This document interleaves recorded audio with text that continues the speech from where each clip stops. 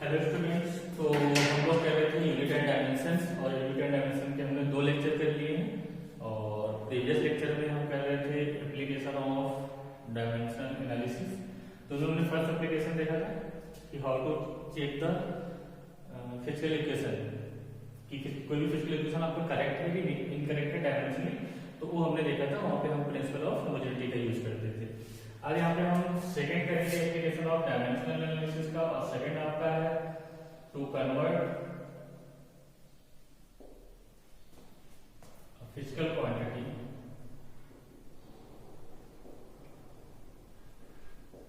From one system of unit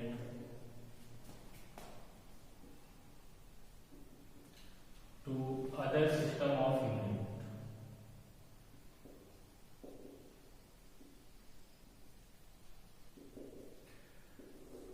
यहाँ पे हम कहेंगे कि अगर कोई भी फिजिकल क्वांटिटी किसी, जैसे आपका एमकेएस में गिवन है और हमें इसको सीजीएस में कन्वर्ट करना है, या सीजीएस में हमें गिवन है उसको एमकेएस में करना है, तो हम कैसे करेंगे इसको। तो यहाँ पे हम सीखते हैं, हमें पता है कि कोई भी फिजिकल क्वांटिटी इसको हम कैसे रिप्रेजेंट करते हैं, एन इंटू यू से करते हैं। एन आपका न्यूमेरिकल वैल्यू होता है और यू आपका क्या होता है, यूनिट। और फर्स्ट लेक्चर में हमने किया था एन इंटू यू का जो प्रोडक्ट होता है क्या होता है, कांस्टेंट होता है, या लिख सकते हैं n1 u1 equal to n2 u2। n1 क्या होता है आपका numerical value, first system of unit में उसकी न्यूमेरिकल वैल्यू है, और u1 यूनिट है आपका फर्स्ट सिस्टम ऑफ यूनिट में।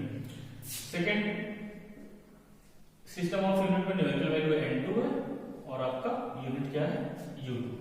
तो यहां से मान लो कि n1 से 1 से हमें 2 में जाना है, तो हम लिख सकते हैं n2 इक्वल टू, यहां पे लिख सकते हैं n1 u1 अपॉन u2। अब आपको जो भी फिजिकल क्वांटिटी गिवन रहेगी, तो हम क्या करेंगे, उस फिजिकल क्वांटिटी का सबसे पहले हम यहां पे राइट करेंगे डायमेंशन। जैसे हम लेट लेते हैं, कोई हमारे पास फिजिकल क्वांटिटी है और उसका डायमेंशन आपका है m की पावर a, l की पावर b और t की पावर c। तो कोई भी फिजिकल क्वांटिटी है, सबसे पहले क्या करेंगे, उसका हम डायमेंशन लिखेंगे, और डायमेंशन आपको पता है एम एल टी के पावर के फॉर्म में लिखते हैं। तो हम लेट कर लेते हैं कोई फिजिकल क्वांटिटी है और उसका डायमेंशन आपका है एम की पावर है, एल की पावर बी और टी की पावर सी। तो यहाँ पे हम फर्स्ट सिस्टम ऑफ यूनिट में उसकी डायमेंशन लिख लेते हैं, है आपकी m1 की पावर है, l1 की पावर b और t1 की पावर c। और सेकेंड सिस्टम ऑफ यूनिट में उसकी डायमेंशन आपकी बन जाएगी m2 की पावर a, l2 की पावर b एंड t2 की पावर c। तो यहाँ पे हम पुट कर देते हैं, तो आपको n2 इक्वल टू बन जाएगा आपका यहाँ पे n1 m1 की पावर a, l1 की पावर b, t1 की पावर c। और u2 आपका बन जाएगा m2 की पावर a, l2 की पावर b, t2 की पावर c। या इसी को हम राइट कर सकते हैं n2 equal to n1 m1 upon m2 की power a, l1 upon l2 की power b, t1 upon t2 की पावर c। ठीक है, तो ये हमारा एक फार्मूला में मिल गया कि अगर किसी भी एक सिस्टम ऑफ यूनिट से दूसरे सिस्टम ऑफ यूनिट्स में जाना है, तो सेकंड सिस्टम ऑफ यूनिट्स में उसकी न्यूमेरिकल वैल्यू क्या होगी, n2 को फाइंड आउट करने के लिए m1 आपका है unit first system of unit में, और m2 second system of units में। इस तरीके से l1 आपका लेंथ है, l2 आपका लेंथ है सेकंड में, l1 first system of units में, और सेम आपका टाइम। तो ठीक है, इसको एक एग्जांपल से हम समझते हैं, एक एग्जांपल लेते हैं और एग्जांपल से समझते हैं कि कैसे हम एक सिस्टम ऑफ यूनिट को दूसरे सिस्टम ऑफ यूनिट्स में कन्वर्ट करेंगे। तो यहाँ पे हम क्वेश्चन ले लेते हैं, कन्वर्ट 1 न्यूटन इनटू डायन। तो सबसे पहले तो हमें पता करना होगा कि न्यूटन और टाइम एक किस फिजिकल क्वांटिटी की यूनिट है और किस सिस्टम में है। तो यहाँ पे आपको बता दें कि जो न्यूटन होता है किसका यूनिट होता है, ये यूनिट आपका होता है फोर्स का। तो यहाँ पे फोर्स आपकी फिजिकल क्वांटिटी है जिसका यूनिट क्या है, जो न्यूटन आपका है MKS में है, इसमें MKS में, और यहाँ पे जो डाइन है ये किसमें है CGS में। MKS में क्या लेते हैं हम, मास को हम kg में लेते हैं, लेंथ को मीटर में और टाइम को हम सेकंड में लेते हैं। सेम CGS में हम मास को लेते हैं ग्राम में, लेंथ को लेते हैं सेंटीमीटर में और टाइम को किसमें लेते हैं सेकंड में लेते हैं।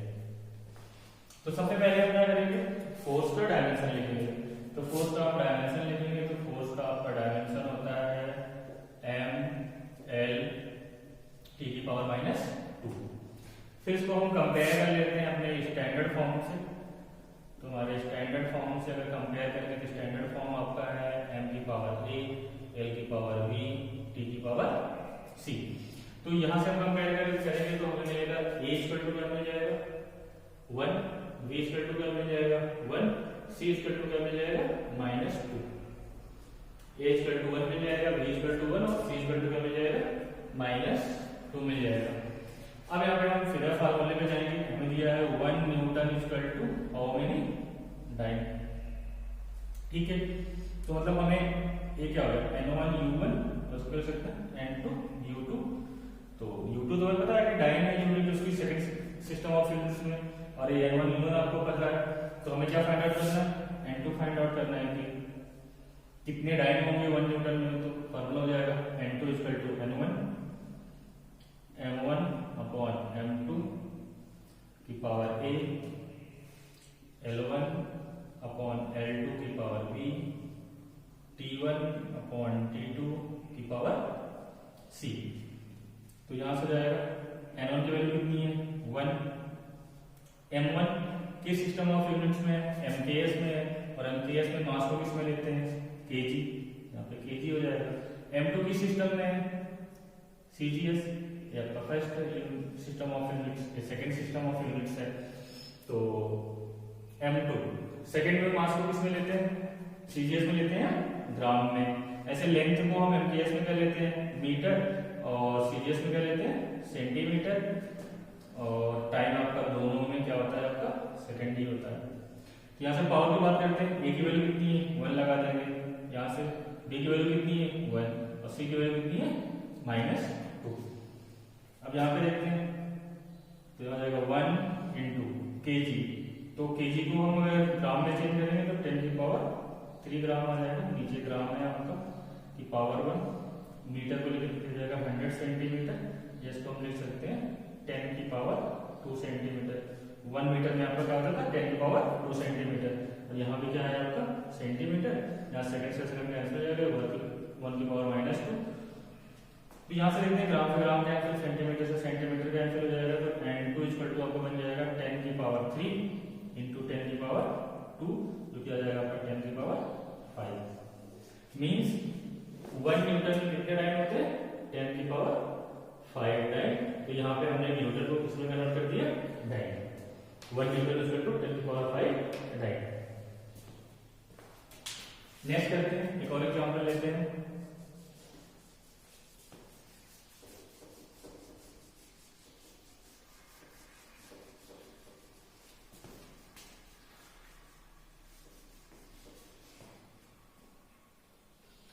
सेकेंड एग्जांपल लेते हैं, कन्वर्ट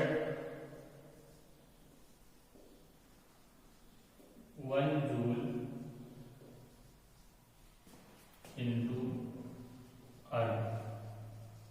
तो फिर से यहाँ पे समझते हैं कि जूल आपका किस फिजिकल क्वांटिटी की यूनिट है। तो आपको पता है कि जूल आपका होता है वर्क का, और वर्क की कौन सी यूनिट होती है SI यूनिट, और अर्थ क्या होता है आपका वर्क का यूनिट है, कौन सी यूनिट CGS। इसको हम बोल सकते हैं अर्थ किसमें है MKS में, और अर्थ किसमें है CGS में। जूल आपका MKS यूनिट है और अर्थ क्या है आपका CGS। तो हमें MKS को किसमें कन्वर्ट करना है, MKS को CGS में कन्वर्ट करना है। तो हम लोग लेते हैं 1 जूल = अर्थ, यहाँ पे लिखते हैं N1 U1 = N2 U2।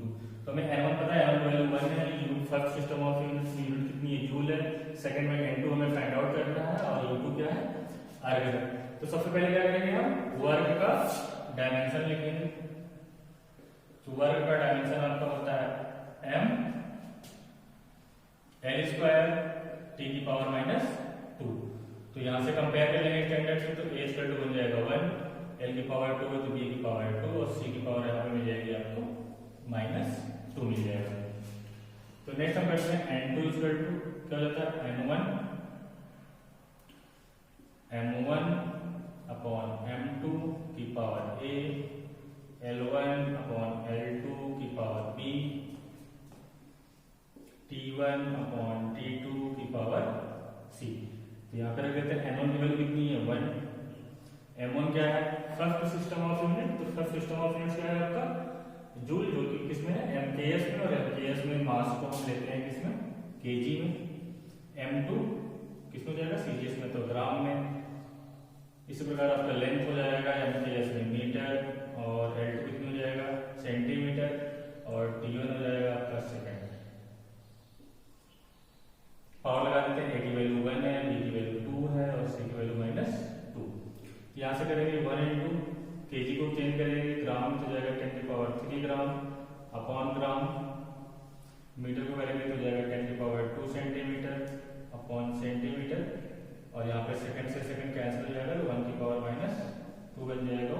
ग्राम से ग्राम कैंसिल हो जाएगा, तो जाएगा 10 की पावर 3, यहाँ पे 2 है तो 10 की पावर 2 और 10 की पावर 2 कितना जाएगा 10 की पावर 4 और 1 की पावर माइनस 2 तो 1 आ जाएगा। तो यहाँ से आपका जाएगा 10 की पावर 3 और 4 हो जाएगा 10 की पावर 7। तो सेकंड सिस्टम ऑफ यूनिट्स की न्यूमेरिकल वैल्यू आ गई। तो यहाँ पे हम बताएंगे 1 joule equal to how many है 10 की पावर 7 अर्ग हो जाएगा। ठीक है, तो शायद आपको समझ में आ गया होगा कैसे करना है। हमें एक एग्जांपल और ले लेते हैं।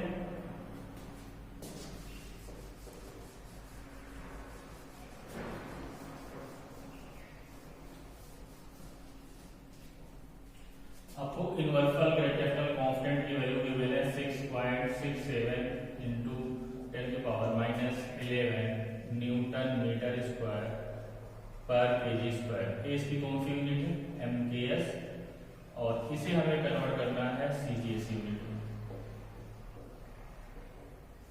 हमें G की वैल्यू फाइंड आउट करनी है इन CGS यूनिट, और हमें गिवन है G की वैल्यू इसमें MKS यूनिट में गिवन है। तो यहाँ पे करेंगे सेम करेंगे, यहाँ पे आपको 6.67 इंटू 10 की power minus 11 newton metre square पर केजी स्क्वायर। तो किसमें कन्वर्ट करना है CGS, तो CGS में न्यूटन के प्लेस पे क्या हो जाएगा डाइन, मीटर के प्लेस पे क्या हो जाएगा सेंटीमीटर स्क्वायर, और केजी के प्लेस पे क्या हो जाएगा ग्राम का स्क्वायर। तो सेम यहाँ पे N1 U1 equal to N2 U2, तो आपको N1 पता है, U1 पता है, U2 पता है, N2 निकालना है। तो N2 इक्वल टू हम लिख लेंगे N1 M1 अपॉन M2 की power A, L1 upon L2 की power B, T1 upon T2 की पावर C। अब हम क्या करेंगे, सबसे पहले हम डायमेंशन लिखेंगे G का।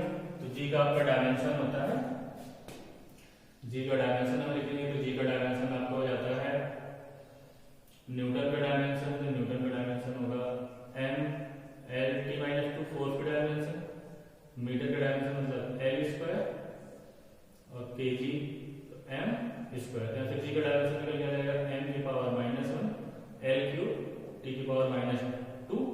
अब इसको अपने स्टैंडर्ड फॉर्म से कंपेयर करेंगे, m की पावर a, l की पावर b, t की पावर c से। तो यहाँ से हमें मिलेगा a स्क्वायर टू मिल जाएगा -1, b स्क्वायर टू मिल जाएगा आपका 3 और c स्क्वायर टू आपका मिल जाएगा -2।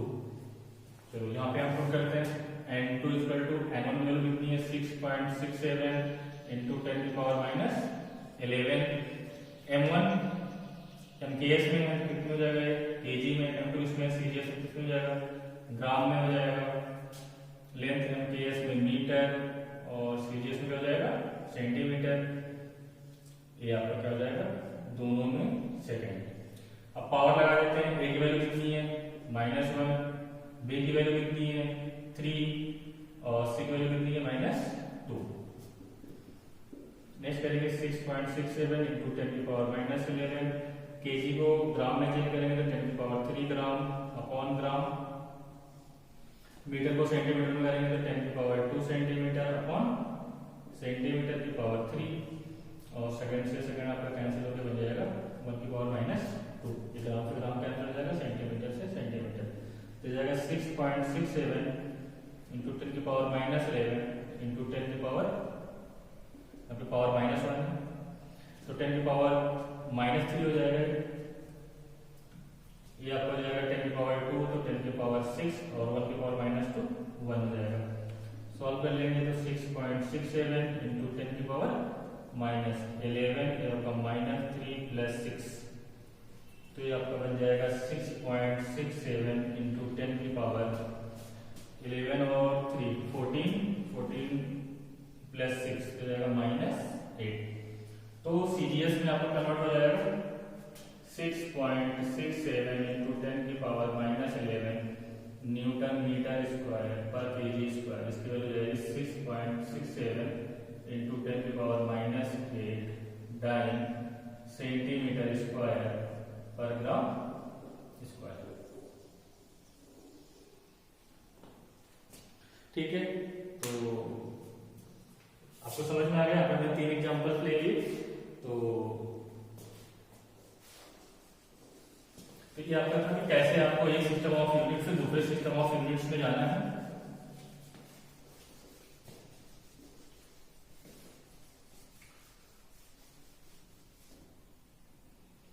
अब नेक्स्ट करेंगे हम एप्लीकेशन ऑफ डायमेंशनल एनालिसिस में। थर्ड आपका है deduce relation among different physical quantities।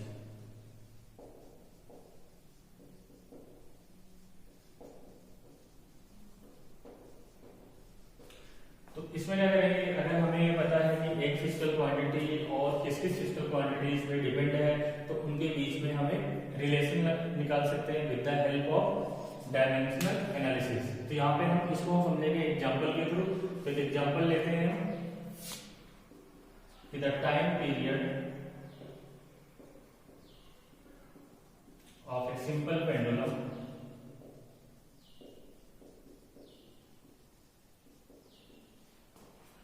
is depend upon mass of the box,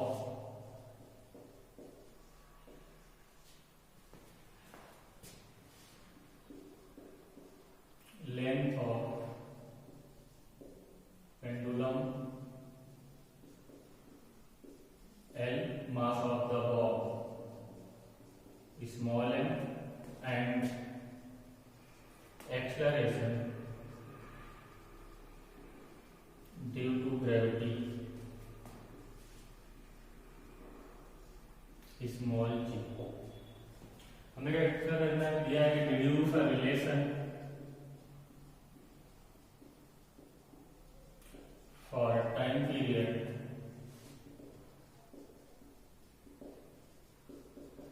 t in terms of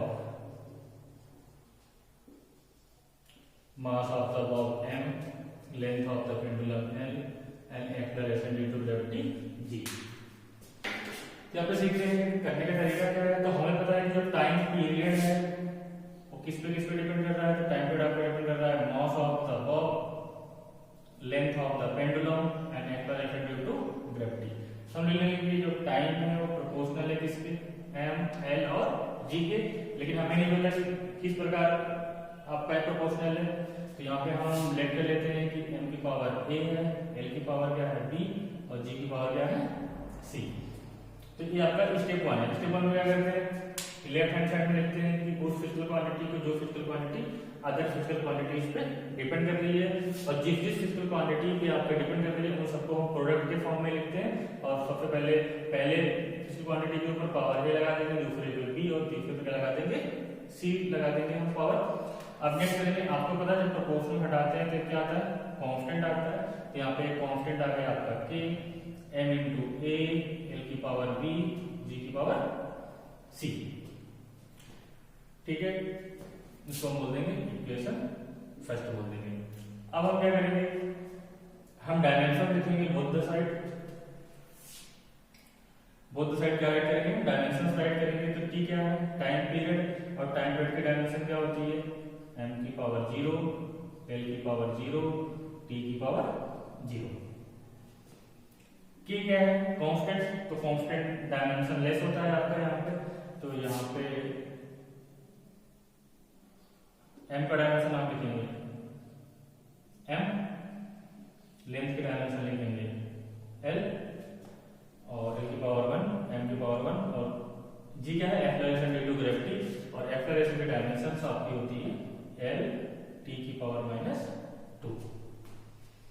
तो यहाँ से हो जाएगा आपका m की पावर 0, l की पावर 0, सॉरी यहाँ पर t की पावर 0 नहीं आएगी, क्या आएगी t, टाइम की डायमेंशन क्या होगी, t होगी। यहाँ पे हो जाएगा m की पावर a, l की पावर b, यहाँ से पावर c है तो यहाँ पे l की पावर c इंटू t की पावर -2c, हो जाएगा आपका m की पावर a, l की power b plus c, power add हो जाएगी यहाँ पे, और t की पावर -2c। इधर हो जाएगा आपका m की पावर 0, l की पावर 0 और t। अब इसके बाद क्या करेंगे, हम दोनों साइड में जो पावर है उसको कंपेयर करेंगे।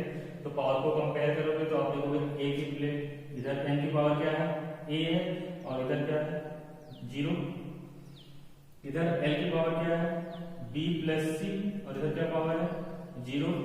थर्ड देखो इधर t की पावर क्या है -2c, और इस साइड में पावर क्या है 1, तो यहाँ से c की वैल्यू निकल आएगी -12, c की वैल्यू क्या आ जाएगी -12, और c की वैल्यू हम यहाँ पे पुट कर देंगे, तो b इक्वल टू जाएगा b -12 इक्वल टू 0, तो यहाँ से b इक्वल टू जाएगा +12। तो यहाँ से जो हमने पावर लेट किया हुआ था, a की वैल्यू कितनी आ गई 0, b की वैल्यू +12, c की वैल्यू -12। तो यहाँ से हो जाएगा आपका t equal to k m की पावर 0, मतलब मास पे डिपेंड नहीं करता है टाइम पीरियड, और लेंथ की कितनी पावर पे, हाफ पावर पे डिपेंड करता है, और g के -12 पे। इसको हम लिख सकते हैं t equal to k m की पावर 0, l की पावर हाफ, g नीचे आ जाएगा प्लस में हो जाएगा, या इसको हम लिख सकते हैं m की पावर 0 को 1 लिख सकते हैं, l अपॉन g की पावर क्या कर सकते हैं √। तो ये आपका रिलेशन आ जाएगा, रिलेशन एवं time period, length and acceleration due to gravity. तो ये करने का तरीका है कि अगर आपको गिवन है कि एक physical quantity other physical quantity इस पे डिपेंड कर रही है, तो उनके बीच में हमें रिलेशन निकालना है, फार्मूला निकालना है, तो with the help of dimension analysis हम निकाल सकते हैं। कैसे हम लिखेंगे, लेफ्ट हैंड साइड में लिखेंगे जो फिजिकल क्वांटिटी डिपेंड कर रही है, और जिस क्वांटिटी पे डिपेंड कर रही है उसको हम राइट हैंड साइड में लिखेंगे, और यहाँ पे हम राइट करेंगे कि t directly proportional to the m की पावर a, l की पावर b और g की पावर c। तो यहाँ जाएगा प्रोपोर्शनल हटाएंगे, कांस्टेंट आएगा। अब क्या करेंगे, हम दोनों साइड में डायमेंशंस लिखेंगे, तो यहाँ पे टाइम पीरियड का डायमेंशन हो जाएगा m की पावर 0, l की पावर 0 और t। यहाँ पे मास का डायमेंशन हो जाएगा कैपिटल M, लेंथ की डायमेंशन हो जाएगी l, और एक्सेलरेशन ड्यू टू ग्रेविटी की डायमेंशन हो जाएगी l की पावर -2। फिर इसको हमने सॉल्व कर लिया, यहाँ पे m की पावर a हो जाएगी, l की पावर b, और यहाँ पे जाएगा l की पावर c, t की पावर -2c। बेस सेम है तो पावर यहाँ पे ऐड हो जाएगी, l की पावर a, l की power b plus c, t की पावर -2c। फिर क्या करेंगे, दोनों साइड में लेफ्ट हैंड साइड और राइट हैंड साइड में जो आपकी पावर्स है, जो डायमेंशंस है उसको कंपेयर करेंगे। दोनों इक्वल है तो डायमेंशंस क्या होनी चाहिए, आपकी इक्वल होनी चाहिए, तो a इक्वल टू 0 मिल जाएगा। यहाँ पे b प्लस c है l की पावर, यहाँ पे l की पावर 0 है तो b plus c equal to 0 मिल जाएगा। यहाँ पे t की पावर आपकी -2c है, और यहाँ पे आपका क्या है 1 है, तो -2c इक्वल टू 1 मिल जाएगा। यहाँ से c की पावर -12, और c की पावर -12 को हम b प्लस c वाले इक्वेशन में पुट करेंगे तो b इक्वल टू आपको मिल जाएगा +12। फिर हमने यहाँ पे क्या किया, इक्वेशन फर्स्ट में वैल्यूज को पुट कर दिया, तो t equal to k m की पावर 0, l की पावर हाफ, g की पावर -12। तो यहाँ से जाएगा t equal to k m की पावर 0 की वैल्यू 1 हो जाएगी, और g नीचे आएगा तो इसकी पावर प्लस हो जाएगी, और इसको हम पावर हाफ कर सकते हैं √। तो ये आपका रिलेशन आ गया between time period, length and acceleration due to gravity. Means time period bob के मास पे डिपेंड नहीं कर रहा है, यहाँ पे लेंथ पे डिपेंड कर रहा है और g पे डिपेंड कर रहा है। हम नेक्स्ट एग्जांपल लेते हैं, एक और एग्जांपल लेते हैं, वहां से समझेंगे कि कैसे हो रहा है रिलेशन, कैसे हम रिड्यूस करते हैं। आपका नेक्स्ट एग्जाम्पल हम देखते हैं। नेक्स्ट है आपका सेकंड एग्जाम्पल आपका find a solid sphere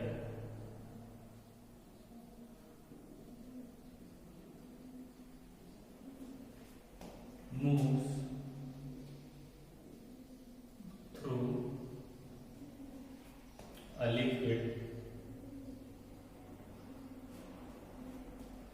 The liquid opposes the motion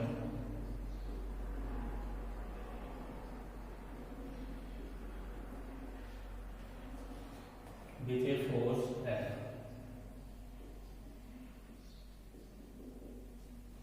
The magnitude of F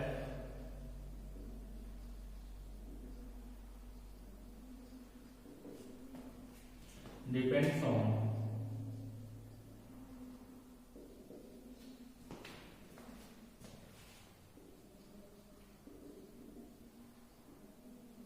coefficient of viscosity eta of the liquid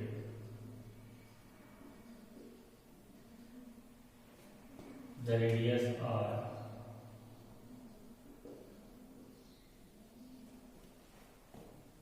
of the sphere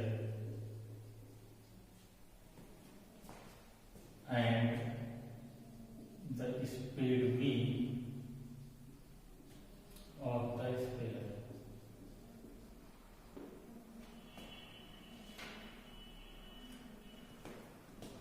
Deduce a relation for F in terms of eta r and b.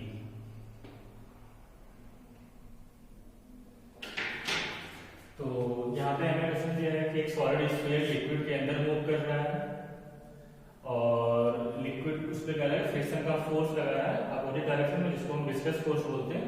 और ये आपका क्या है F, और F आपका depend कर रहा है किस पे डिपेंड कर रहा है, तो यहाँ पे लिखेंगे F आपका प्रोपोर्शनल है, डिपेंड कर रहा है कोएफिशिएंट ऑफ विस्कोसिटी पे, eta, radius of the sphere r and speed of the sphere v पे। तो यहाँ पे हम पावर लगा लेंगे eta की पावर a, r की पावर b और b की पावर c। नेक्स्ट स्टेप में करेंगे f इक्वल टू प्रोपोर्शनल हटाएंगे तो कांस्टेंट आएगा eta की पावर a, r की पावर b और b की पावर c। इसको हम लिख देंगे इक्वेशन फर्स्ट। अब हम नेक्स्ट क्या करेंगे, नेक्स्ट हम डायमेंशंस निकालेंगे कि eta की डायमेंशंस दोनों साइड में डायमेंशंस लिखेंगे यहाँ पे। तो f की डायमेंशन आपकी हो जाती है m l t माइनस 2 की। आपके यहाँ पे क्या है कांस्टेंट है, तो कांस्टेंट में कोई डायमेंशन नहीं होगी। नेक्स्ट आपका है कोएफिशिएंट ऑफ विस्कोसिटी, और कोएफिशिएंट ऑफ विस्कोसिटी की हम डायमेंशंस लिखेंगे यहाँ पे। तो यहाँ पे कोएफिशिएंट ऑफ विस्कोसिटी की डायमेंशंस हम देख लेते हैं। आपका हो जाता है m l t minus 2 upon radius का हो जाता है आपका कोएफिशिएंट ऑफ विस्कोसिटी की डायमेंशंस देखते हैं तो जाएगा m l t minus 2 upon r हो जाता है, इसको हो जाता है l t माइनस 1। तो कोएफिशिएंट ऑफ विस्कोसिटी की डायमेंशन होती है m l की पावर -1 t की पावर -1, तो इसकी पावर हो जाएगी a। r रेडियस है तो रेडियस की डायमेंशन हो जाएगी l की पावर b, v आपका वेलोसिटी है तो वेलोसिटी की डायमेंशन हो जाएगी l t माइनस 1 की पावर c। नेक्स्ट स्टेप में क्या करेंगे हम, लेफ्ट हैंड साइड में आपका है m l t minus 2, right hand side में यहाँ पे m है तो m की पावर a, l की पावर यहाँ पे माइनस a होगी, यहाँ पे b और यहाँ पे c हो जाएगा l की power -a plus b plus c, t की पावर यहाँ पे हो जाएगा -a और यहाँ पे -c हो जाएगा -a minus c। Next step में क्या करेंगे, हम दोनों साइड में पावर का कंपेयर करेंगे। तो यहाँ पे m की पावर कितनी है a, यहाँ पे क्या है 1, a की वैल्यू में मिल जाएगी 1। l की पावर यहाँ पे है -a plus b plus c और इस साइड में l की पावर क्या है 1। यहाँ पे देखते हैं टी की पावर क्या है माइनस ए माइनस सी, और इस साइड पे पावर क्या है -2। यहाँ से ए की वैल्यू 1 है, यहाँ पर पुट कर देंगे तो -1 माइनस सी इक्वल टू -2, या माइनस सी इक्वल टू इसको इधर लाएंगे तो जाएगा -1, या सी इक्वल टू आपका आ जाएगा 1।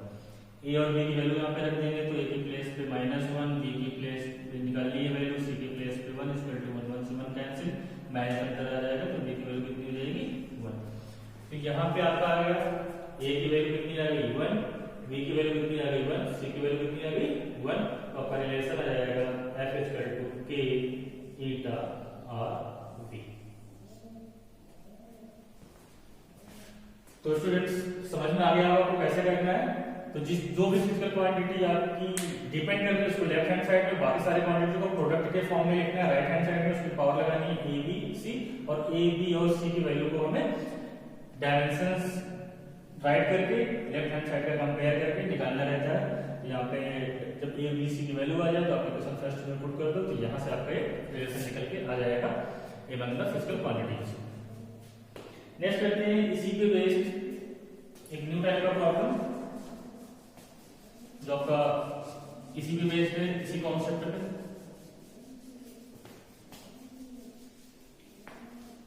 हमें ये है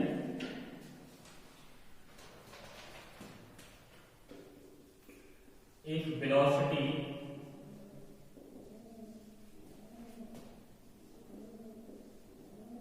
time and force are chosen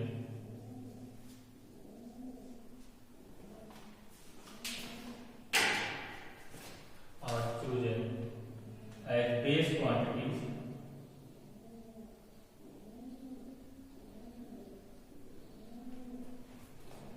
the dimension of find the dimension of mass।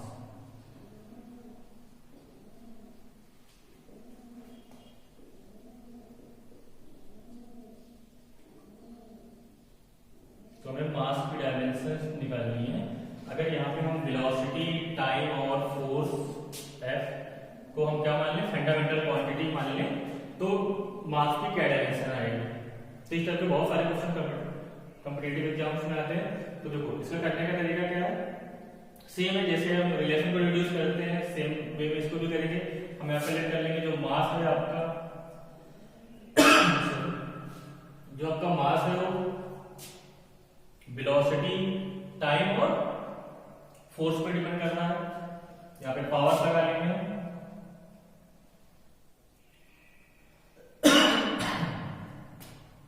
Sorry.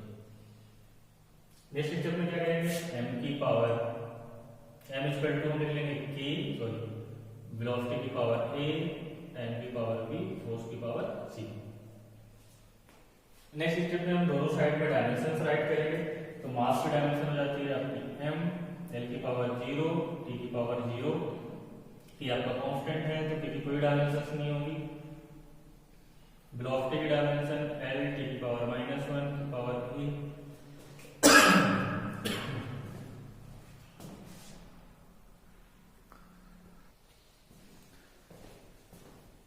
मास की आपकी डायमेंशन हो गई m, l की पावर 0, t की पावर 0, k कांस्टेंट है कोई डायमेंशन नहीं होगी। b की डायमेंशन l, t की पावर -1 और 1 हो जाएगी। t क्या है आपका टाइम है तो टाइम की डायमेंशन t की पावर b, f आपका फोर्स है फोर्स की डायमेंशन m, l, t की पावर -2 की पावर c। नेक्स्ट देखते हैं यहाँ पे m की पावर क्या है, यहाँ पर जाएगा l की पावर a, t की पावर -a, यहाँ से t की पावर b, m की पावर c, l की पावर c और t की पावर -2c।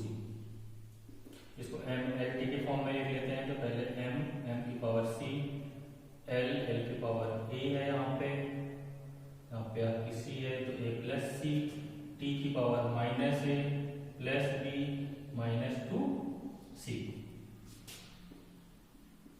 नेक्स्ट हम करेंगे दोनों साइड में कंपेयर कर लेंगे। तो यहाँ पे m की पावर c है, यहाँ पे 1 है तो c इक्वल टू आपका 1 आ जाएगा। यहाँ पे l की पावर है a प्लस c, इधर क्या है l की पावर 0 और c की वैल्यू 1 है तो a प्लस 1 इक्वल टू 0, तो यहाँ से a इक्वल टू बन जाएगा -1। नेक्स्ट कंपेयर करेंगे तो यहाँ पे टी की पावर है माइनस है प्लस बी माइनस 2c, यहाँ पे टी की पावर है 0।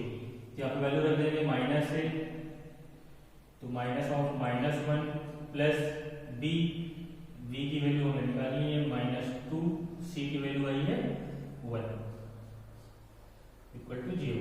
इसको सॉल्व कर लेंगे तो आपका बन जाएगा माइनस माइनस प्लस हो जाएगा 1 प्लस बी -2 इक्वल टू 0, या b -1 इक्वल टू 0, या b इक्वल टू आपका मिल जाएगा 1। तो यहाँ से आप देखते हैं हमें a इक्वल टू कितना मिल गया, a इक्वल टू मिला है -1, b इक्वल टू कितना मिल गया, b इक्वल टू 1, और c इक्वल टू आपको मिला c इक्वल टू कितना 1 है। तो हमें m की डायमेंशन लिखनी है, तो m की डायमेंशन हो जाएगी v की पावर कितना लगा देंगे, v की पावर a, तो v की पावर -1, t की पावर 1 तो 1 हो जाएगा, f की पावर 1, तो आपका डायमेंशन बन जाएगा f t v की पावर -1। यहाँ पे हमने अगर हम वेलोसिटी, टाइम और फोर्स को बेस क्वांटिटी चूज करें तो मास की डायमेंशन निकालने का तरीका है। जैसे हम रिलेशन इंट्रोड्यूस करते हैं सेम वे में करेंगे, यहाँ पे ए बी सी की वैल्यू ली जाएगी, उसको पुट कर देंगे तो यहाँ से हमें मास का डायमेंशन मिल गया एफ टी वी की पावर -1।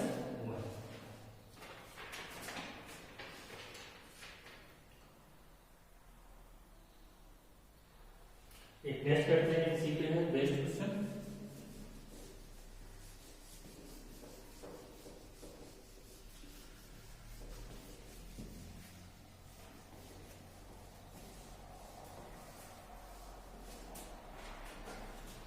नेक्स्ट में कह रहा है आपका if force length L and time t are taken as fundamental quantity,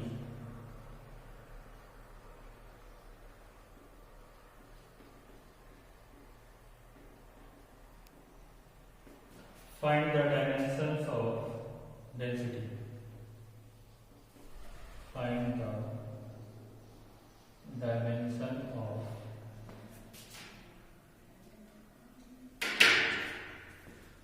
the dimension of density।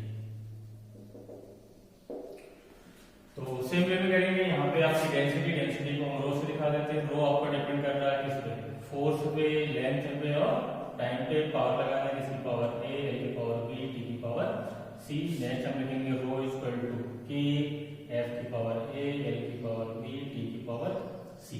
Next step में हम दोनों साइड में डायमेंशंस लिखेंगे, तो आपकी डेंसिटी की डायमेंशन हो जाती है m, एल की पावर -3, टी की पावर 0।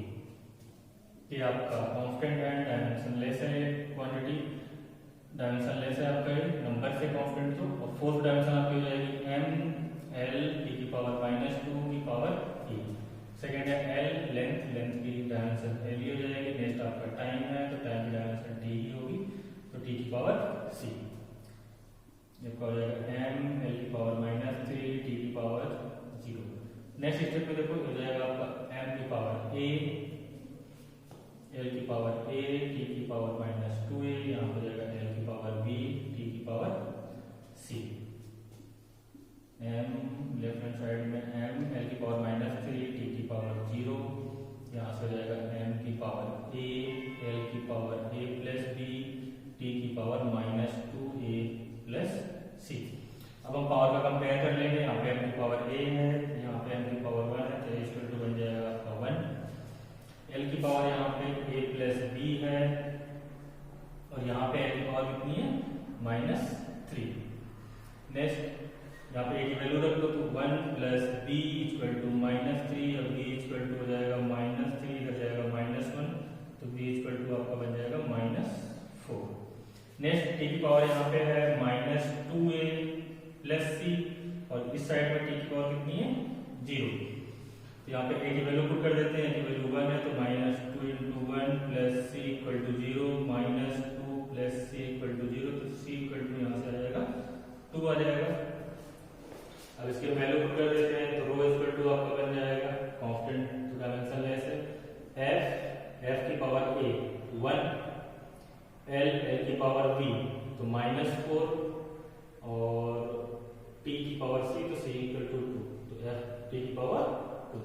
डेंसिटी की डायमेंशन आ जाएगी in terms of force, length and time. तो यहाँ पे हम तीनों एप्लीकेशंस यहाँ पे कर लिए हैं डायमेंशन एनालिसिस के, और जितने भी क्वेश्चन उस टाइप्स के बनते हैं यहाँ पे हमने डिस्कस कर लिए हैं। नेक्स्ट हम करेंगे कि लिमिटेशन ऑफ डायमेंशन एनालिसिस, क्या क्या इसके लिमिटेशंस हैं, तो एक बार इसको डिस्कस कर लेते हैं जल्दी से।